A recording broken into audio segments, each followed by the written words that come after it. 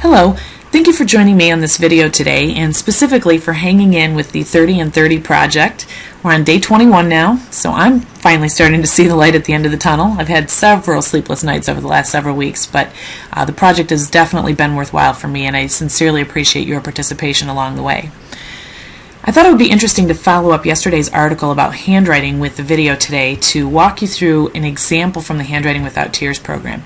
Now, before you think, wait a minute, I'm well beyond handwriting, because depending on the age level you're concerned with, whether you're a parent, teacher, or student, you might be well beyond handwriting, but there's a great model that's illustrated here, so I hope you hang in here to see what I have to share with you and why I think it's such an excellent model for any kind of learning that we have to take on. First of all, Handwriting Without Tears teaches handwriting through the process of making connections, and I've said many times in articles before that making connections really is the lifeblood of learning. Anything you've ever learned in your life, you've learned by connecting new information with something that you've already understood. And the model that Handwriting Without Tears utilizes is great to copy for anything that you might need to learn. It's really amazing to me how they've taken the process of learning 52 different characters, which would be the 26 uppercase and the 26 lowercase letters, and made it something that's very accessible to a young child. So this example I'm going to share with you is going to start with the capital letters, and eventually we're going to narrow down and just hone in on 5 specific letters.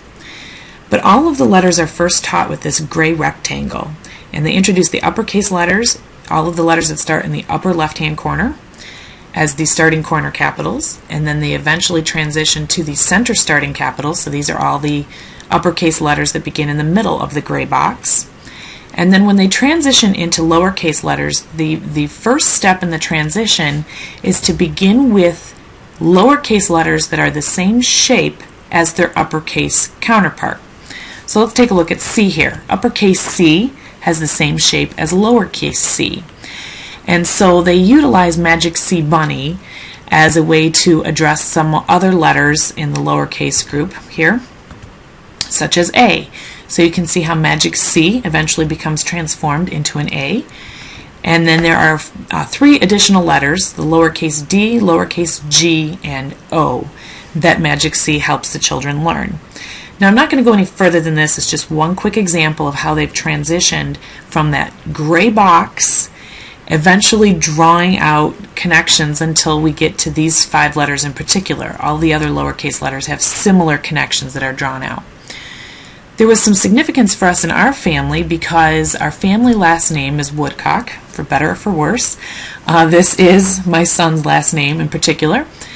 And he had always struggled with writing his last name up until just a few weeks ago because it's such a labor-intensive process to write 8 letters in a word.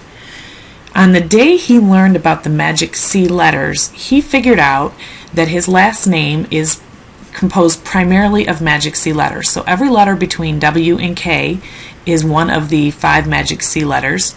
And as soon as he made that connection, he just instantly wrote his last name in just a couple seconds flat. And it was quite fascinating to me to see how all those connections laid the groundwork for him. He no longer was writing using his visual memory, he was writing with the system. There's a lot to be learned from this example here. I hope that you see the connections and how they might apply to you. And also, again, if you are working with younger students, I hope that the importance of teaching handwriting resonates with you and is something that you can take action on. I would encourage you, if you have not done so already, to come to our website for our free resources. You can go to the website to get our free Homework RX toolkit that features 25 ways to make homework easier tonight. That website is www.soarstudyskills.com.